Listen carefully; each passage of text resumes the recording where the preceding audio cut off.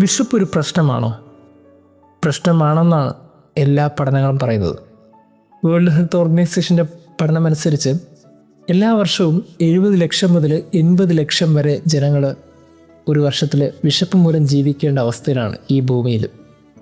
ഇനി 80 ലക്ഷം മുതൽ 90 ലക്ഷം വരെ മനുഷ്യർ വിശപ്പ് മൂലം ഓരോ വർഷവും മരിക്കുന്നുണ്ട്.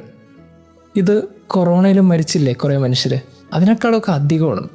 അങ്ങനെയാണെങ്കിൽ പടർന്നു പിടിക്കുന്നൊരു വൈറസ് എന്താണെന്ന് ചോദിച്ചാൽ അത് വിശപ്പാണ്. തൊട്ടടുത്ത് നിൽക്കുന്നവൻ ഭക്ഷണം കഴിക്കാതെ മരിക്കുന്നുണ്ട് എന്നൊരു ഓർമ്മപ്പെടുത്തലാണ് ഈ പഠനങ്ങളൊക്കെ നൽകുന്നത്. ഇന്ന് യേശു ഒരു അത്ഭുതം ചെയ്തു. അത്ഭുതം 7 അപ്പം എല്ലാവർക്കുമായിട്ട് വീതിച്ചു കൊടുത്ത്. വിശക്കുന്നവരെ കണ്ട് യേശുവിന് സങ്കടം തോന്നി ചെയ്തതാണ്. പക്ഷേ ആ അത്ഭുതം അവിടെ നിൽക്കട്ടെ. അതിനുശേഷം എന്ത് സംഭവിച്ചു? അവരൊക്കെ ഭക്ഷണം കഴിച്ചു തൃപ്തരായി.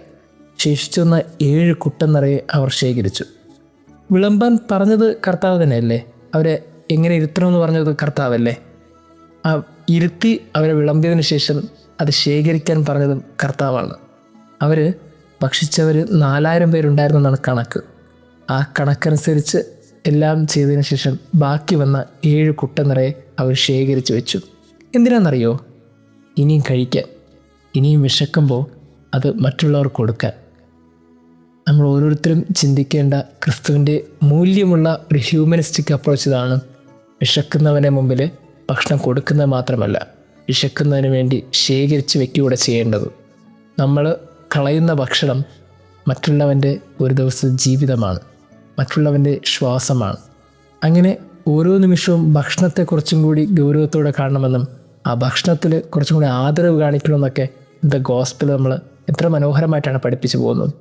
വിശക്കുന്നവൻ്റെ മുമ്പിൽ ക്രിസ്തു കരുണയായി എന്നുള്ളത് ക്രിസ്തുവിൻ്റെ ജീവിതത്തിൻ്റെ ഭാഗമായിരിക്കാം. എന്നാൽ അവൻ ഇനിയും വിശക്കുമല്ലോ എന്നോർത്ത് അവന് വേണ്ടി ശേഖരിച്ച് വെക്കുന്നത് കൂടി ക്രിസ്തുവിൻ്റെ അതിനും മനോഹരമായൊരു മൂല്യമാണ്.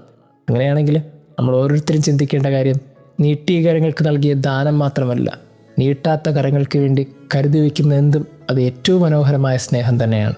ദൈവം നമ്മെ അനുഗ്രഹിക്കട്ടെ.